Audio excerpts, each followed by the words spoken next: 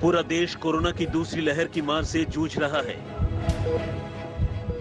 महामारी की मार के बीच देश में दर्द का दौर कम नहीं हो रहा है, लेकिन लोगों की सांसें बचाने के लिए संघर्ष के बीच इस पर सियासत भी जारी है और पूरे विपक्ष के निशाने पर है मोदी सरकार। विपक्ष सवाल उठा रहा है कोरोना से निपटने की प्लानिंग को लेकर, ऑक्सीजन की कमी को लेकर, वैक्सीनेशन को लेकर और देश में महामारी से मची अफरा तफरी को लेकर। कांग्रेस संसदीय दल की बैठक में अध्यक्ष सोनिया गांधी ने कोविड को लेकर प्रधानमंत्री नरेंद्र मोदी पर सीधा वार किया। सोनिया ने कहा है कि मैं ये साफ कहना चाहती हूँ कि सिस्टम फेल नहीं हुआ है, मोदी सरकार का नेतृत्व विफल रहा है। आज हम इस कगार पर इसलिए खड़े हैं क्योंकि मोदी सरकार का शीर्ष नेतृत्व कोरोना के खिलाफ इस लड़ाई को लड़ने में असमर्थ है। भारत आज इसलिए बेबस है क्योंकि मोदी सरकार की लोगों के प्रति कोई संवेदना नहीं। सोनिया पहले भी चिट्ठी लिखकर प्रधानमंत्री मोदी को कटघरे में खड़ा कर चुकी हैं।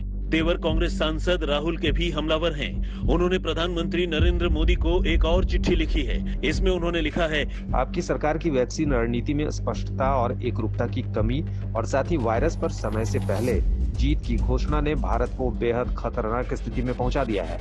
आज महामारी विस्फोटक तरीके से फैल रही है। ये हमारे सारे सिस्टम को ध्वस्त कर रही है। भारत सरकार की नाकामियों ने एक और राष्ट्रीय लॉकडाउन की नौबत ला दी है। कांग्रेस पार्टी की ओर से तीखे हमलों के बीच सोनिया गांधी ने सरकार से सर्वदलीय बैठक बुलाकर कोरोना संक्रमण रोकने के लिए रणनीति बनाने की मांग की। कोरोना को लेकर सियासी खींचतान किस कदर मची है, इसका अंदाजा आप झारखंड के सीएम हेमंत सोरेन के इस ट्वीट से लगा सकते हैं। आज आदरणीय प्रधानमंत्री जी ने फोन किया।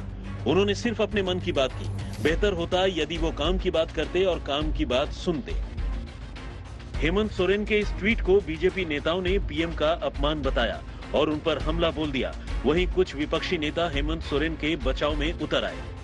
दुर्भाग्यपूर्ण है, एक प्रधानमंत्री जब राज्य की जानकारी और कुशल क्षेम पूछते हैं और कैसे व्यवस्था की जा रही है, की जानी चाहिए, इस बात की जानकारी प्रधानमंत्री लेते हैं, वैसे समय में मुख्यमंत्री का टिप्पणी इस तरीके से न केवल मुख्यमंत्री के पद को, मुख्यमंत्री के गरिमा को धूल धूसरित करता है, बल्कि उनका भी एक तरीके से इस बात का संकेत मिलता है कि वो किस तरीके से सोचते हैं। ये लड़ाई कोरोना संक्रमण के खिलाफ कहां लड़ी जा रही है? राज्यों में लड़ी जा रही है। राज्य के मुख्यमंत्रियों की चिंता समझिए, चाहे वो बीजेपी के हों या नॉन बीजेपी पॉलिटिकल पार्टीज के हों, वो परेशान हैं। वहां व्यवस्थाएं कम हैं और आकार जो इसका डायमेंशन है इस संक्रमण का वो बहुत बड़ा है। तो उस संदर्भ में आपको राज्यों की सुननी होगी। सहकारी संघवाद यही कहता है, छोटी छोटी चीजें प्रधानमंत्री जी आप कर सकते हैं। उधर मुख्यमंत्री पद संभालने के बाद अब ममता बनर्जी भी कोरोना को लेकर केंद्र को निशाने पर ले रही हैं। ममता बनर्जी ने पीएम मोदी को चिट्ठी लिखकर सवाल किया है कि बंगाल के हिस्से की ऑक्सीजन की आवंटन दूसरे राज्यों को क्यों किया जा रहा है।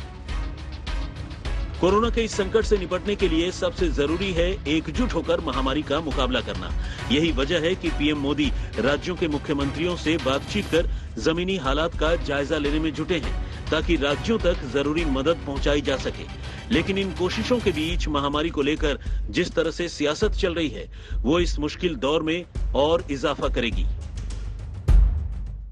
आज तक ब्यूरो।